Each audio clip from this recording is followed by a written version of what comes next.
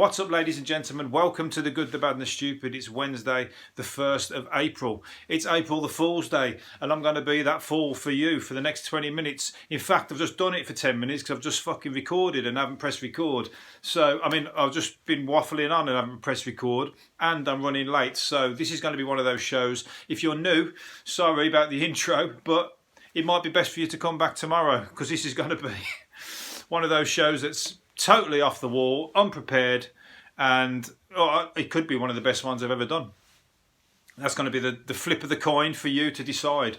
So stick around. It's only 20 minutes. What else you got to do? I've just got to be somewhere. Before you start getting on your high horse about where's he off to, what about the rules? I've got to meet somebody in the kitchen at 8 o'clock. And I'm getting close to that already. So I haven't had time to read my notes. But that don't matter. I'm a professional. I'm the most professional, unprofessional in this room, so don't sweat it. What we're going to say? Oh yeah, a lot of films about the. Every time I'm searching around for films now, one keeps popping up about fucking viruses and stuff. There's one called last night called Pandemic. I saw. That couldn't be more on the nose about what the fuck we're living in at the moment. We're on some like shit theme park ride at the moment that we don't know when we're going to get off. But I just thought there was that one. There was another one which is a Korean film. And there's another one called Outbreak that was on the telly last week. Outbreak. And there was another one on last week.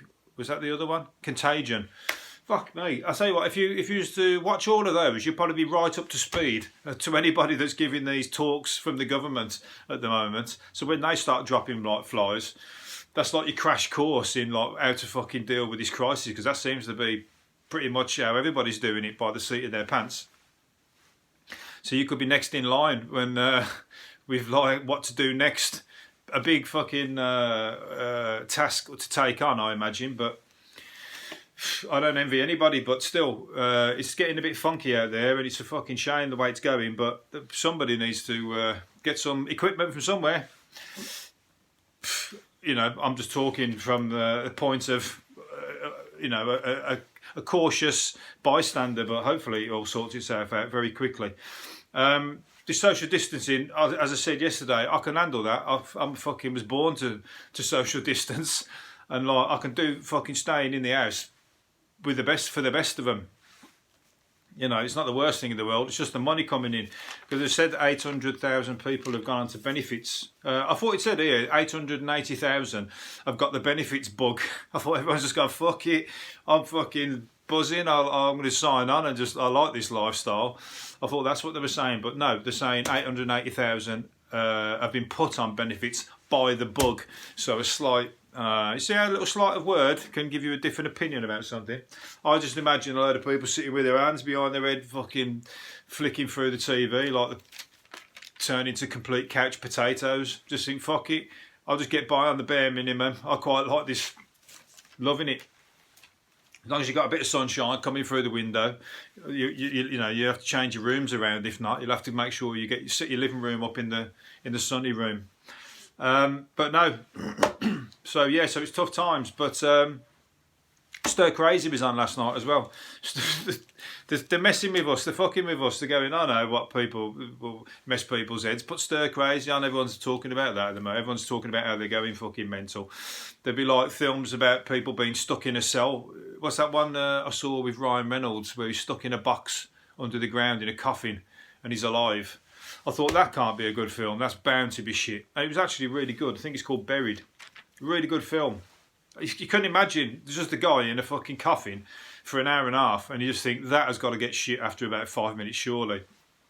I tell you what, it was fucking really good, really clever. So, if he can do that, if he can fucking entertain millions of people from a coffin under the 6 feet under the ground with just a mobile phone, then stop moaning about being stuck in your living room or stuck in your house. You got loads to do. Get on with it. I was going to say, Thai food tea, little bit of knowledge for you. Being a proud Brummie that I am, Thai food tea was originally from Birmingham.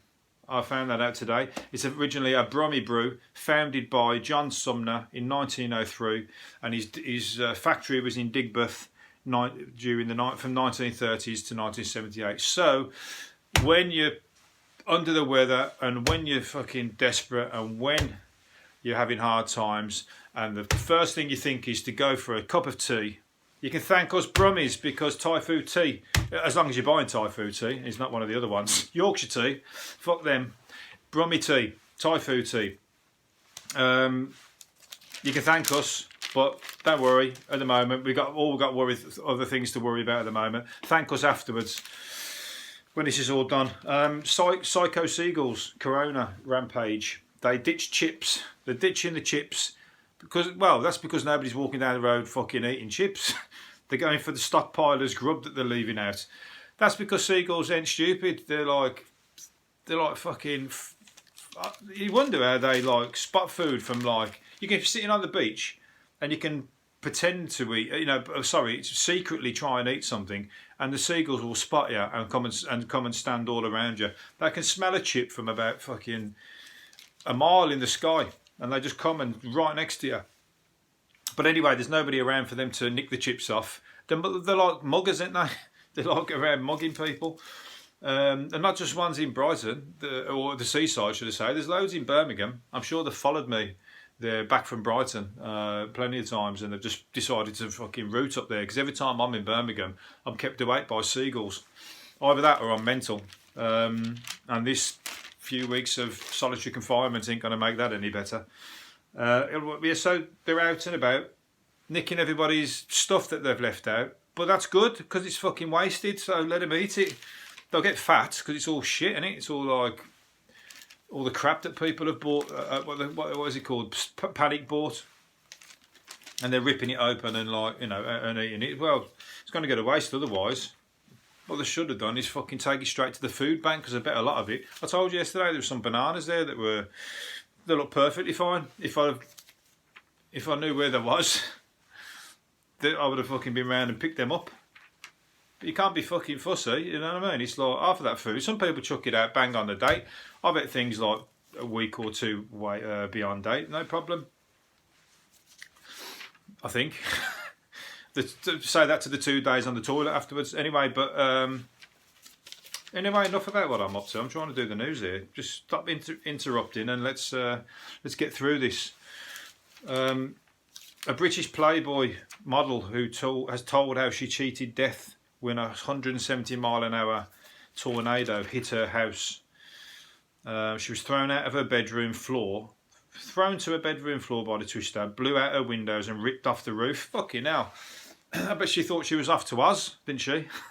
She was like clapping her heels together. And she said, where was she? Nashville, Tennessee, in the middle of the night. That's where Dorothy went from, wasn't it? Around there. I'll tell you what, she 100% thought she was off, unless she was off or not. Was she on drugs or what? Later, she lives alone. She lives alone with a dog, Toto. It's not. It's called Araya. But anyway, he said the place took off like a nuclear bomb. And then she's going to say, next thing you know, I was on the Yellow Brick Road, loads of little people talking to me, going, we represent the Lollipop King, whatever the words are. And then all of a sudden, the drugs wore off, and I had an hangover, and I had to have a Baraka. No, anyway, she lived to tell the tale. That's why we can jest. There's three kids who did a good thing I saw in the paper today, where they're bored in their house, 3 housemates, and they turn their shower into the people have been telling them to try and stick to do as normal as possible, act as normal your day as possible, try and keep a sense of what you would do every day. And they decided to do their morning commute by going in their shower cubicle and turn their shower cubicle into as if they were getting on the tube and off the tube. And like they got in and out the shower, because they're cramped in there. There's about 4 of them in a one-person shower cubicle, and they're all like reading. They got the suits on and everything, and really clever.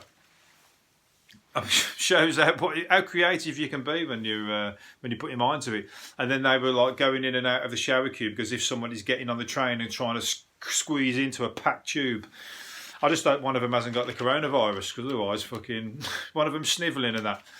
At least you can get out and go, oh, fuck this. I'm giving up on this prank. He just fucking snotted on my shoulder, sneezed on my shoulder. But you can't do that on the tube, unfortunately. That tube, either makes you or breaks you, I guess, because it's got to be full of germs. Anyway, regardless of the coronavirus, you know, there's like when you're cramped in like that, you're almost face to face. Your face is just squashed into somebody else's, and if you see somebody's got a red nose and they're snivelling, it's like, oh no, you know, you have to just try and hold your breath, don't you?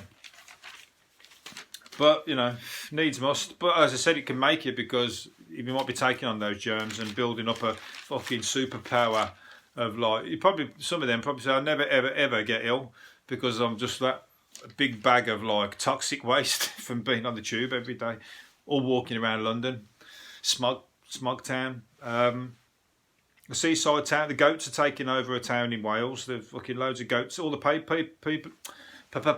people have gone, and loads of goats have gone into the town. Mountain goats, and they're just going, all right, nice one. They're taking over. They're just fucking bowling around like they're the new people on the town. It shows you what it could be like if like this is like a shit version of the Planet of the Apes, you know, goats, and they won't be there for long. But you could see how the animals would come in, creep into town, and go well, and just start, you know, breaking into houses and whatnot, and they'll start isolated in somebody's living room and whatnot. They might well find a house like that if somebody's out of town. You know, there's nobody to sort of tell them otherwise, is there? But that's people who are doing the social distancing proper there, because there ain't a soul in sight. If all the mountain goats are all coming in, everywhere I've been, people are fucking all over the show. I went to the park yesterday. There were fucking people. You know, it didn't look right. Anyway, let's put it that way. I ain't grassing, but fucking there was people who were like definitely met up in the park, which is fine. But there was a distance. But you're not meant to be doing that, are you? I'm being spiteful because I've got no friends. I have. I've got you. Even if you're only here for another 5 minutes. These pubs got it fucking clued up. This thirsty pub lover can turn their lockdown into a lock-in today with beers piped from their boozers directly into their homes. They haven't described that properly. Basically, a pub has a great idea of putting a pipe between here, the pub, and your house, and then pouring you a pint down the pipe. It's very clever, but at the same time, you can't be charging pub prices when you can just get that same fucking beer from the shop, unless you're supporting the pub, which is good, keeping them going, which is fair enough. But if they're like £6 a pint coming down the pipe, but you can buy that one in a can from the shop, because that's what you would do if you're sitting in the house. You pay the pub prices for the chat, you know, to go in the pub, didn't you, and enjoy the pub. But you know, you've got to support people where they can. Let's see if they can send you some of the pub grub round as well. I was saying, you Weatherspoons. I'm surprised that Weatherspoon shot himself in the foot sacking all his stuff. He probably could have been sending the pub, because they said they could do that, didn't they? Send the takeaway meals and that. And I bet you some of the older folk who eat in there, because they're the cheapest food in fucking town. I said before, I don't know how they do it. They're like probably got to be running at a loss somewhere, or very, very short profits on some of the meals that they put out. So I bet they'd have been ordering. I bet fucking delivery would have been burning the fucking what's it called? The tread off the tyres, going back and forth from Weatherspoons. But he wanted to be a miser and like sacked everybody and told them to go and work at Tesco. So you know, he might go fucking bust over that. I doubt it. He's a multi-millionaire. Fucking, so he's got a business model that nobody can match. Fucking cheap as chips, and apart from Poundland have got it down as well, didn't they? I saw one thing on Poundland, but there was a guy at the 99p shop. There was a guy at the pound shop and a guy at the 99p shop, and the guy at the 99p shop, who was his competitor, over a year lost about 4 million or 40 million difference. Let's just say it's 4 million. That's a lot anyway. 4 million difference. Just on that one penny that he's losing against his competitor, he's losing 4 million in profit. Fucking, that's how much money he makes. I'll tell you what, I'm in the wrong game. I'm on the fucking super noodles at the minute. I'm definitely in the wrong game. How There's a guy here who's trying to get a date on Tinder with posing with all his loo roll. He's stockpiled loo roll, but he's a pantomime villain because he's showing that he's got loads and loads of toilet roll. So that's going to give you the big thumbs down, if you ask me, because everyone's going to go, I ain't got no fucking toilet roll. And then you're sitting there he's got a photo of himself, half naked, with a load of toilet rolls. It's all done for fun, but all I think when you're looking at that is somebody's going to think that guy, he's going for a shit. He just associates what the toilet roll's for, so it's not the sexiest fucking approach, but good for a laugh. And he made it way onto my podcast. It's a good job nobody's listening. Otherwise, they're going to go and check you out and go and send you a rude message, because nobody likes toilet roll braggers. We're not happy about it. It's getting low down in where I am, and I've not been down the toilet roll hole for a while. Has that sorted itself out yet? I bet it hasn't. The last time I went, they were gone.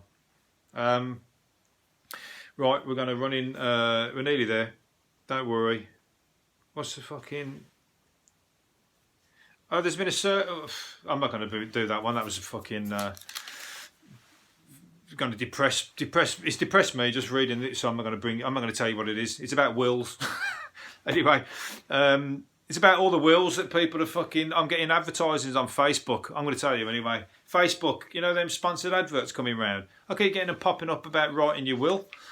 I don't want to see that shit, thank you. Let's have some fucking positivity. There's a guy, here's a positive one, a guy who went to the supermarket.